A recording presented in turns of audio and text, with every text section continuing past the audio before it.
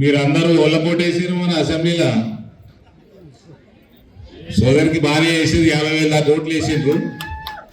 కానీ గెలిపించింది వాళ్ళని ఏ పార్టీని గెలిపించారు? ఇవాళ ఎమ్మెల్యే ఏడున్నాడు. మీ ఎమ్మెల్యే వాళ్ళు ఏ పార్టీ వాడు ఎవరికైనా తెలుసా? ఆయన బీఆర్ఎస్ లా ఎన్నికయ్యాడు.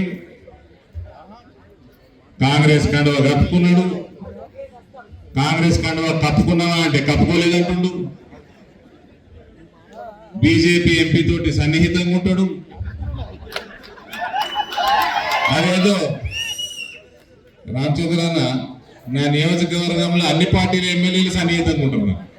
వాళ్ళకి ఎప్పుడు భయం వేయడా, బీజేపీ రప్పని లేస్తుందేమని భయం అని. అందరు నాతో సన్నిహితంగానే ఉంటారు. ఇప్పుడు 4వ తారీఖు తొండ వస్తున్నాడట. జాగ్రత్త, మొగోళ్ళందరు లాగులు తొండలు తీసుకొని వస్తాడు. ముఖ్యమంత్రి గారిని అడగండి. మీడియా మిత్రులు అందరూ మీకు దండం పెడతా. దయచేసి ముఖ్యమంత్రి అడగండి, మీ ఎమ్మెల్యే ఏ పార్టీలో కూడా ముఖ్యమంత్రి అనే చెప్తాడా చూద్దాం. ఏ అయిపోయిందన్నా చిక్కుముడి. ఆలోచించి నాకైతే మీ ఎమ్మెల్యే ఏ పార్టీలోనో తెలుస్తలేదు, ఉంటాడా లేదా కూడా తెలుస్తలేదు. మళ్ళీ ఈ మధ్యనే తెలుస్తుంది, నాకు ఇవాళ తెలుస్తుంది. మా సోదరుడు ఒక ఆయన డాక్టర్ చంద్రశేఖర్ గౌడ్ గారు కూడా నిలబడుతున్నాడు కదా. ఆయన టికెట్ అడతారు రేపు కాంగ్రెస్ పార్టీని. మీ ఎమ్మెల్యే కట్టేటి మరిగా మీ ఎమ్మెల్యే మళ్ళీ బీఆర్ఎస్లో పోతాడా? బీఆర్ఎస్ ఉంటుందా? అప్పటికి ఉంటుందా? మరి ఏ పార్టీకి పోతాడు?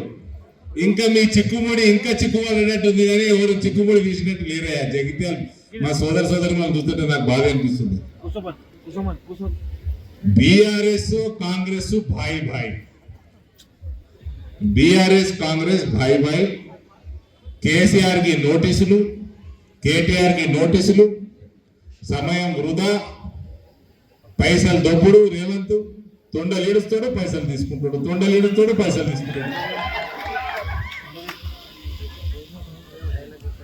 ఆ కేసులు ఎటు తేలవు, బెదిరించుడు, సంచులు తీసుకున్నాడు. తర్వాత 2-3 సంవత్సరాల తర్వాత సిబిఐకి అప్పచెప్పుడు. ఇది కాంగ్రెస్ వాళ్ళు చేస్తున్న పని. అట్టిట్లు చేసి ఇప్పుడు సోదరి మాట్లాడింది. ఈ మధ్య మన దగ్గర 8 మున్సిపాలిటీలు ఉన్నాయి మన నియోజకవర్గంలో, పార్లమెంట్లో.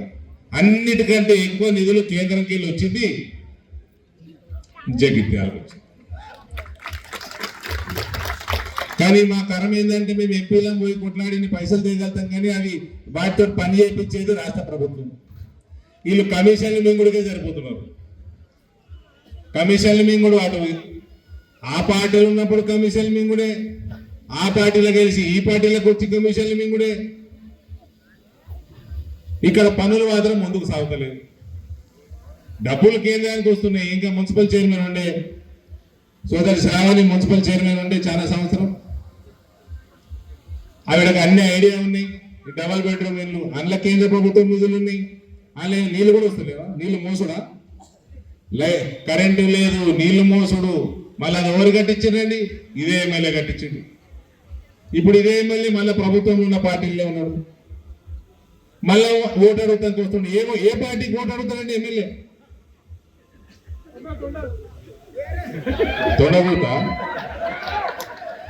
తొండగుర్తుకా? ఏ పార్టీకి ఓటు అడుగుతారు?